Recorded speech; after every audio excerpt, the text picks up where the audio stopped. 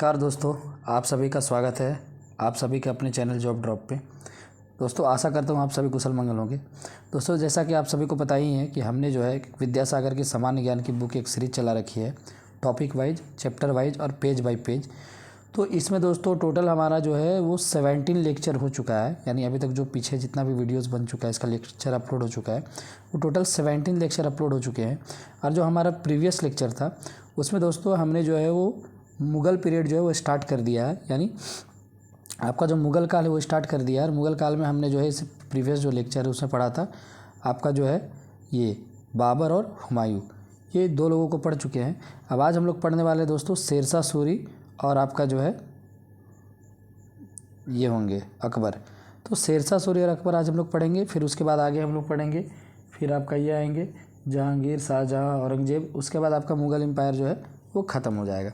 तो इस तरीके से हम लोग क्रोनोलॉजिकल ऑर्डर में पढ़ते जा रहे हैं दोस्तों, और टॉपिक वाइज इसको ख़त्म करेंगे और ये पूरे बुक को जो है ख़त्म करेंगे। तो आप लोग जो है चैनल को सब्सक्राइब कर लीजिएगा और वीडियो को ज़रूर लाइक कीजिएगा और अपना फीडबैक ज़रूर दीजिएगा आप लोगों को कैसा वीडियो लग रहा है, क्योंकि आप लोग सपोर्ट करेंगे तभी जो ये पूरा बुक का सीरीज़ जो है वो कंप्लीट हो पाएगा। तो चलिए शुरू करते हैं। आज का पहला सवाल क्या है? तो आज का पहला क्वेश्चन है कि सूर्यवंश का संस्थापक कौन था? तो सूर्यवंश का संस्थापक कौन था दोस्तों? तो ये था आपका शेरशाह सूरी। कौन था? शेरशाह सूरी। सूर्यवंश की स्थापना कब हुई थी? तो सूर्यवंश की स्थापना 1540 ईस्वी में हुई थी। कब है? 1540। शेरशाह सूरी का राज्याभिषेक कहाँ हुआ था? तो शेरशाह सूरी का राज्याभिषेक दिल्ली में हुआ था। कहाँ पे? दिल्ली में। शेरशाह सूरी का संबंध किस देश से था? तो शेरशाह सूरी का संबंध अफगानिस्तान से था। कहाँ से था? अफगानिस्तान से। और हाँ दोस्तों, इसका प्लेलिस्ट भी बना हुआ है, तो आप पूरा प्लेलिस्ट को फॉलो कीजिएगा, तो आपका स्टैटिक जीके में जो भी दिक्कत है वो पूरा ख़त्म हो जाएगा। शेरशाह का जन्म कहाँ हुआ था? तो 1472 ईस्वी में बजवाड़ा नामक स्थान पर, होशियारपुर ज़िले में।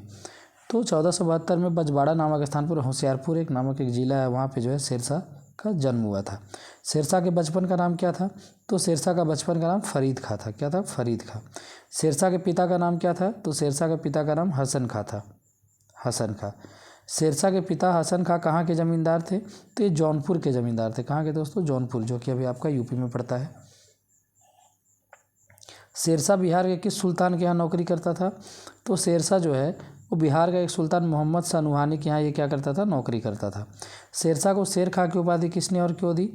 तो एक बार क्या हुआ था दोस्तों, एक बार शिकार पर गए नुहानी, यानी जो कि आपका वहाँ का थे मोहम्मद शाह नुहानी के साथ शेरशाह ने तलवार के एक ही वार में एक शेर को मार डाला था। यानी जो शेरशाह था वो जो वहाँ के आपका जो सुल्तान थे यानी राजा थे मोहम्मद शाह नुहानी, उसके साथ जो है इसमें गए हुए थे शिकार में। तो वहाँ पे एक शेर से इनको मतलब भेंट हुआ और शेर को तलवार के एक ही तलवार में एक ही वार से शेर को मार करके मतलब मार डाले थे।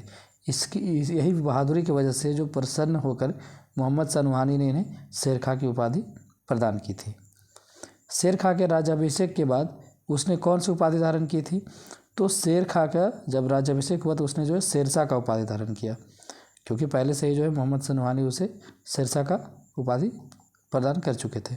चौसा का युद्ध कब और किन के बीच हुआ था? तो ये बहुत फेमस क्वेश्चन है दोस्तों, हर एग्जाम में पूछा जाता है। तो 1539 ईस्वी में शेरशाह और हुमायूं के बीच जो है वो चौसा का युद्ध हुआ था।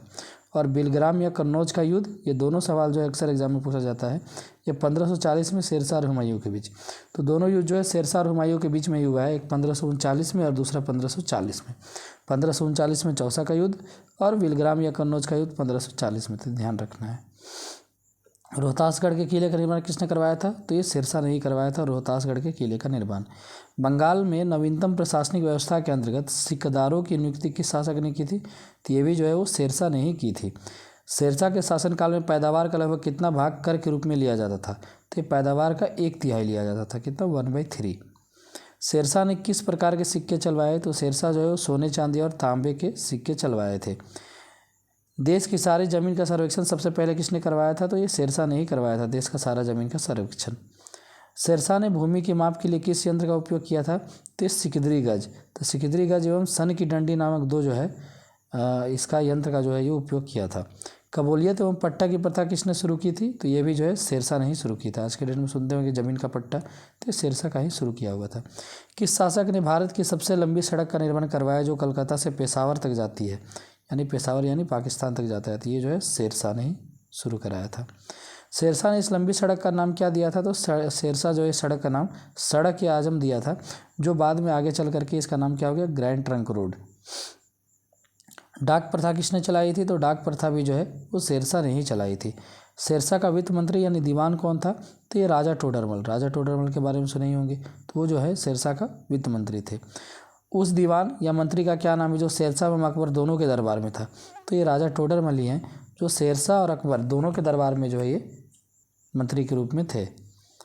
पाटलिपुत्र का नाम पटना कब रखा गया? तो पाटलिपुत्र का नाम पटना जो है वो 1541 ईस्वी में रखा गया था। पाटलिपुत्र को पटना के नाम से पुनः स्थापित किसने किया था? तो ये शेरशाह ने ही किया था, यानी पाटलिपुत्र का नाम जो है वो पटना करने का काम। दिल्ली में पुरानी किला का निर्माण किसने करवाया था? तो ये शेरशाह ने ही करवाया था, दिल्ली में पुरानी किला का निर्माण। किस इमारत को तोड़वाकर दिल्ली में पुरानी किला का निर्माण किया गया था? तो हुमायूं द्वारा निर्मित दीन पनाह। तो हुमायूं जो दीन पनाह बनवाया था उसी को तोड़वा करके शेरशाह जो है वो पुराने किला का निर्माण जो है वो दिल्ली में कराए थे। शेरशाह की मृत्यु कब हुई? तो 1545 ईस्वी में शेरशाह की क्या हो गई? मृत्यु हो गई। शेरशाह की मृत्यु किस प्रकार हुई? तो कलिंजर के बारूद के ढेर में आग लगने के कारण जो विस्फोट हुआ उसके कारण जो है शेरशाह का मृत्यु हो गया था। शेरशाह का मकबरा कहाँ है? तो ये सासाराम आपका बिहार में है। कहाँ है? सासाराम बिहार में।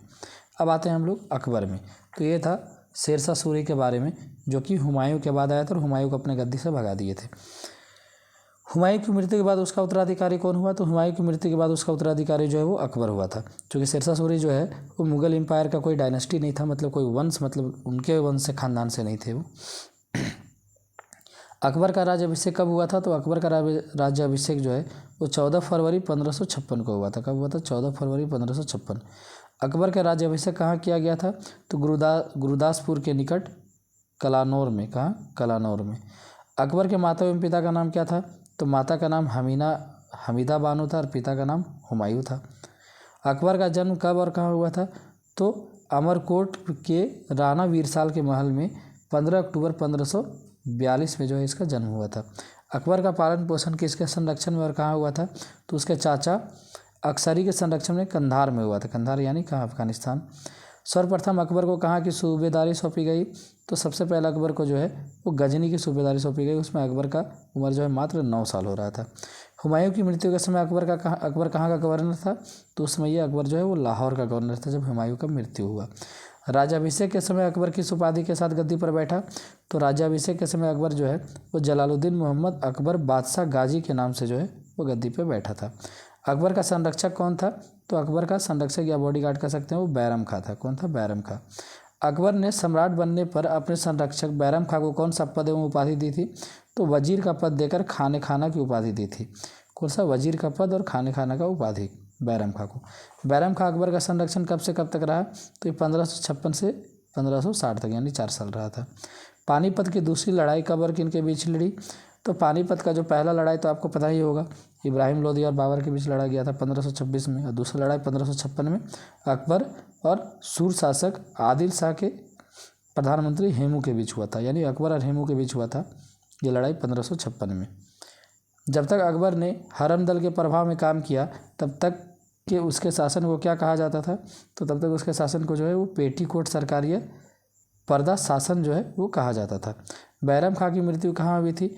तो पाटन नामक स्थान पर, जब वह मक्का की तीर्थ यात्रा पर जा रहा था तो पाटन नामक स्थान पर जो है वो बैरम खां का मृत्यु हो गया था। बैरम खां की मृत्यु किस प्रकार हुई? तो मुबारक खान नामक एक अफगान ने बैरम खां की हत्या कर दी। तो एक अफगानी जो था मुबारक खान नामक जो है एक अफगान था, वो बैरम खां का जो है हत्या कर दिया था। अकबर ने दास प्रथा पर पूर्णतः रोक कब लगाया? तो 1562 ईस्वी में। अकबर जो है 1562 ईस्वी में दास प्रथा पर पूर्णतः रोक लगा दिया। अकबर ने तीर्थ यात्रा कर की वसूली पर कब रोक लगाई? तो ये 1563 में लगाई थी। अकबर ने जजिया कर पर कब रोक लगाई? तो 1564 में। जजिया कर क्या था? तो ऐसा कर जो केवल गैर मुस्लिमों से वसूल किया जाता था, तो यही जो है जजिया कर था, जिसको कौन है? बलबन लगाया था। आमेर के किस राजपूत शासक ने स्वेच्छा से अकबर की अधीनता स्वीकार कर ली? तो ये राजा भारमल। तो राजा भारमल जो है स्वेच्छा से अकबर का स्वाधीनता जो है वो स्वीकार कर लिए थे। भारमल ने अपनी छोटी बेटी हरखा बाई का विवाह किसके साथ किया था? तो अकबर के साथ। तो भारमल जो है अपनी छोटी बेटी का विवाह जो है वो अकबर के साथ किया था। किस राजपूत राजा ने अकबर की अधीनता स्वीकार नहीं की थी? तो ये राणा उदय सिंह। राणा उदय सिंह जो है वो अकबर का अधीनता नहीं किए थे। हल्दी घाटी का युद्ध कब और किन के बीच हुआ? तो ये हुआ था आपका 1576 में महाराणा प्रताप एवं अकबर के बीच। किसके बीच? महाराणा प्रताप एवं अकबर के बीच जो है 1576 में हल्दी घाटी का युद्ध हुआ था। हल्दी घाटी के युद्ध में अकबर ने मुगल सेना को किसके नेतृत्व में भेजा था? तो आसफ खां और राजा मान सिंह। तो राजा मान सिंह और आसफ खां क्या था? आपके अकबर का जो सेना का वो सेनापति थे। महाराणा प्रताप सिंह की मृत्यु के बाद मेवाड़ का शासक कौन हुआ? तो महाराणा प्रताप की मृत्यु के बाद मेवाड़ का शासक जो है महाराणा प्रताप सिंह का पुत्र अमर सिंह हुए थे। अकबर के दरबार में कितने रत्न थे? तो अकबर के दरबार में 9 रत्न थे। कितने थे? 9। अकबर के दरबार में कौन कौन से रत्न थे? तो आपका पहला जो है वो बीरबल। अकबर बीरबल का कहानी तो बहुत सुना होगा लोगों ने बचपन में, हमने भी सुना है। अबुल फजल, टोडरमल, भगवान दास, तानसेन, मान सिंह, अब्दुल रहीम खान खाना, मुल्ला दो प्याजा, हकीम हुकाम। तो ये जो है अकबर के 9 रत्न थे।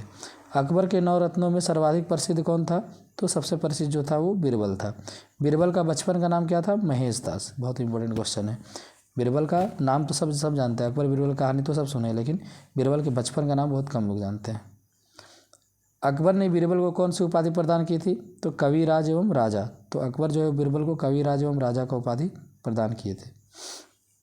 पहला एवं अंतिम हिंदू राजा कौन था जिसने दीन इलाही धर्म को स्वीकार किया था? तो ये बीरबल था। तो बीरबल एकमात्र हिंदू राजा था, यानी पहला और अंतिम, जो अकबर के द्वारा जो नया धर्म स्थापित किया गया था दीन इलाही, उसको स्वीकार किया था। अकबर के दरबार में 1583 ईस्वी में न्याय विभाग का सर्वोच्च अधिकारी किसे बनाया गया? तो ये बीरबल को ही बनाया गया था। अबुल फजल कौन थे? तो प्रसिद्ध सूफी शेख मुबारक के पुत्र एवं अकबर के 9 रत्नों में से एक थे। आईने अकबरी के लेखक कौन है? तो ये अबुल फजल ही है। ये क्वेश्चन बहुत आता है एग्जाम में। अकबरनामा के लेखक कौन है? तो ये भी अबुल फजल है। 2 किताबें, आईने अकबरी और अकबरनामा, दोनों के लेखक अबुल फजल। आईने अकबरी एवं अकबरनामा पुस्तक किस भाषा में लिखी गई है? तो दोनों जो है वो फारसी भाषा में लिखी गई है। अबुल फजल की हत्या किसने करवाई थी? तो सलीम यानी जहांगीर के निर्देश पर बुंदेला सरदार ने हत्या कर दी थी। तो जहांगीर का निर्देश पर क्या हुआ था? अबुल फजल का जो है वो हत्या हो गया था।